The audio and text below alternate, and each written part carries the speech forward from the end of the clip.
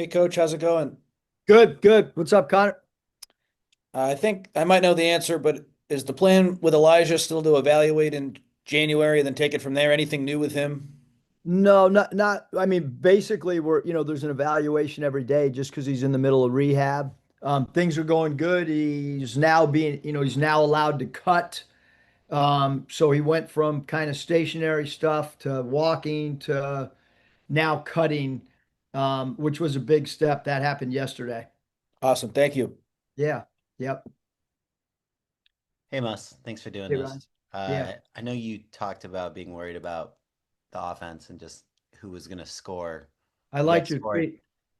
You guys scored quite a bit the last couple games. What did you think? What have you learned maybe about the offense in these first couple games? Yeah, I mean, you know, we're doing a really good job of playing with pace and not playing reckless. I thought those two exhibition games, there was times that when you look at our transition numbers, we were playing pretty fast, but turning it over unnecessarily. And so um, that's a huge positive now and I think Rodney had a lot to do with that too. You know what I mean? He opens up floor spacing, and so now all of a sudden in transition we become a little bit better, and we're doing a good job with advanced passes. We're doing a good job with cross court passing in transition. Um, you know, Not just, the initial ball handler. And then we have, especially with our starting lineup, we feel like we have five guys that can kind of grab and go. And so Ezra's been able to get a defensive rebound and escape, dribble three or four or five dribbles up. Same with Jacob, Kofi. So those are areas that we want to continue to try to accentuate, continue to try to get better at, um, as well as maybe adding some more secondary actions, in our flow or our opportunity break or quick strike offense, whatever you want to call it. Hey, coach. Seems like a couple of players may still be trying to adjust to playing the point guard role, and I know we've got a lot of combo players on the team, and I know the rotation also is a work in progress, but could you speak to maybe some of the challenges of those adaptations as they're manifesting in real games? Yeah, I mean, so Rodney obviously, because of his ability to score, it's a new situation for him to play the one, but he's done a great job. You look at his assist numbers, and his assist to turnover ratio, it's where we want it to be. Like he's actually ahead of schedule, in my opinion, on being a ball distributor. And then I think that with Jerry, he's been a combo guard his whole life, and Jerry's rebounding the ball at an elite level for a point guard. And then, the thing with all these guys, whether it be Jerry or Jordan Marsh or Rodney, is when you've been a scoring guard, just picking and choosing when to score and when to get your team in an offense is going to be, an adjustment, a learning curve, no different than if you got a quarterback that's used to running the ball and now, you want him to sit in the pocket and be pass. Like all those things are adjustments for players. But I do think they're all doing a good job. Marsh, 4 assists in game one, no turnovers. That was a real positive. I mentioned Rodney's passing, and so I think we're getting better, and I think those three guys are going to be our point guards, right now, and that's how it'll kind of roll out. And on certain nights, we might need Rodney at the two, and then at those nights, Jordan or Jerry, one of those two is going to have to step up for us and defend, and then also run the offense. Good morning.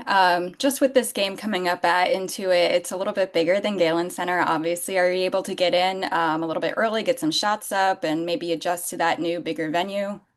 Yeah, good question, Haley. So we are going to have a shoot around there at 10 a.m.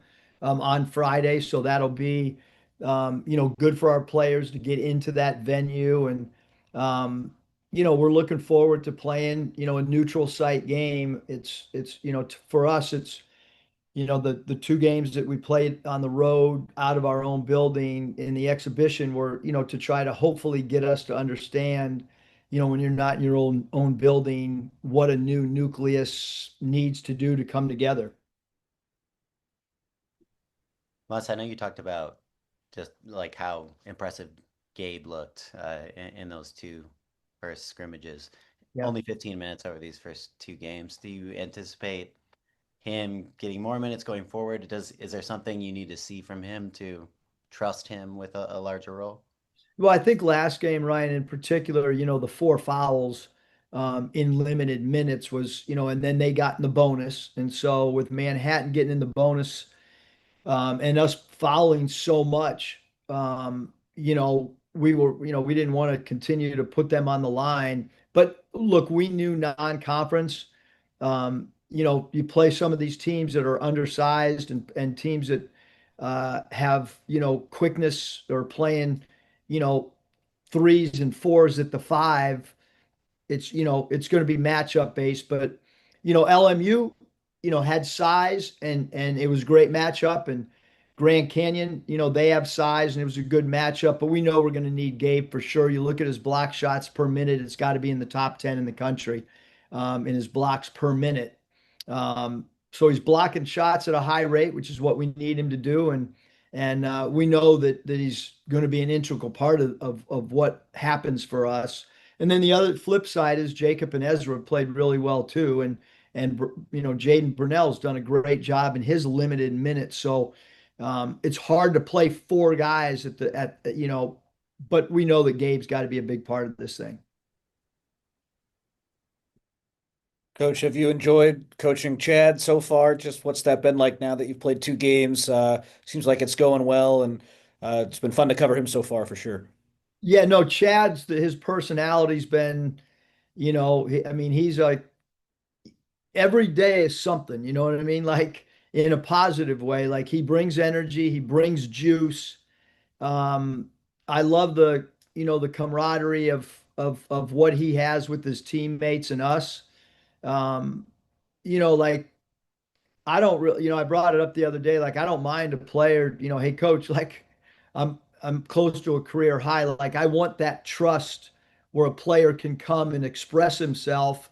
And then I can tell him, like, hey, man, go down there, get some rest, and I'll get you back in. So, um, his um, that emotional piece that he can bring to us thus far has been phenomenal, both in practice behind closed doors and in a game. And like I said, when the lights come on, he's got it like he flips a switch and becomes even more competitive. And you just want to always channel that. And right now he's been great. He's been great with the referees. And those are some of the things that we've talked to him about coming into this season. And we need his leadership as well.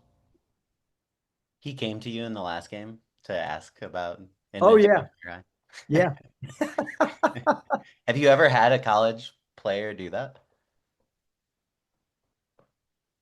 Yeah, I think the Martins have let me know when they've been close to it. And I have had assistant coaches say, "Hey, Kendall Stevens needs two more threes." And but I told the team in the locker room, in the NBA, Eric Dampier had a clause in his contract you know, to hit a certain number and of rebounds and I told our staff like we should, our goal should be to try to help that player, get that as long as we're, also trying to win games. Winning's the ultimate thing, but I think if a player has, something that's special to him, like it was really, I mean, to see Chad's emotion after the game about him having a career high, because I never thought I figured he had a higher number than that on his career, but to have a player play that many games and have that much success, and then for that to be his career high is pretty cool. What does he do best on offense, like when he's kind of at his best? You can't describe it, because his shot selection is unlike any player that I've ever had. But I think when you can get him playing in pick and rolls, you can get him in space where he can shoot step back threes and he can play off the bounce and hit mid range shots. And well, I probably need to do a better job of adding a few more specific sets for him. Um, we have two in particular that have worked well, but actually three that is, probably our three highest success rates. But I need to, continue to get him, some more sets that are driven towards his strengths. Coach, you talked some about the foul trouble, and I think after the game about the missed layups and things like that. I wonder what is the conversation like when you're actually breaking down to these guys, okay, like we really need to hone back in on the fundamentals. Yeah, I mean, we did like towel slides, meaning the players, hold the towel above their head when we defend just to try to, instead of using your hands. Um, that's been something, a technique that we've worked in the past. And, we talked about, body position and when you pressure, how to give space while you're pressuring. A little bit of technique on squaring the ball up a little bit more instead of being on the side of the ball. Those are some of the conversations and just breaking it, down a little bit more fundamentally of getting a little bit lower and then just not gambling as much because to have that many fouls that we did against Manhattan and then to only have 6 assists, I mean 6 steals, that's super concerning. Like if you're fouling a lot, you should have a lot of steals, and that was not the case last game. So, every team, I would think every team, regardless of score, regardless of record, sees a lot of things in areas that you want to try to get better at in the month of November and continue to improve in December. And then hopefully, in January, you minimize the areas that you're discussing, that you got to really get better at. But defending without fouling, certainly something we got to get better at. What have you seen from Illinois State? Yeah, I mean, coming into the year, they were one of the, projected as one of the best mid majors. We knew they had a lot of returning players. That's why Coach Ruda scheduled them, thinking that this could be a team, and we believe this will be a team that can win their conference and be an NCAA tournament team. That's why we scheduled them. They're really well coached. They have really good shooters. Number 11, number 10, number 14, 0, 122. Those guys all can really, really shoot the basketball. So 4 players on the floor at all times that can make a three. And then a, you know, possible all league player at center, that does a great job when he short rolls, being a passer, can score the ball down low. So those are, it's a team that can space you out. They opportunistic transition run, but they also will walk the ball up the floor after made baskets and make you guard, for an entire shot clock. What are some things that Jerry Easter does that are uncommon for a freshman, and what's kind of his ideal matchup now that we're getting into the regular season? Yeah, I would say Jerry's combination of strength, speed for his position, his ability to get loose balls, his ability to rebound. Those are things that he does at an elite level. And then just, as any freshman, it's understanding all of our plays. And then when you're a point guard, it's understanding second, third, and fourth options in a play because it's no different than a quarterback having to, read primary receiver, secondary receiver, and going through your progressions in live play. That's an area for all 3 of our guys that are playing point guard that we want to try to continue to help them all 3 improve. Coach, there seems to be a trend in the NBA moving away from, big twos or big threes into teams that are like 8 or 9 deep, where you can move a lot of guys around. Do you see that as like moving into the sort of college landscape? Does that impact the way that you do your rotations at all? No, I mean, I just think the NBA game, it's an 8 minute longer game, 48 minutes compared to 40. They're playing 82 games. We're playing 30. Our guys are younger.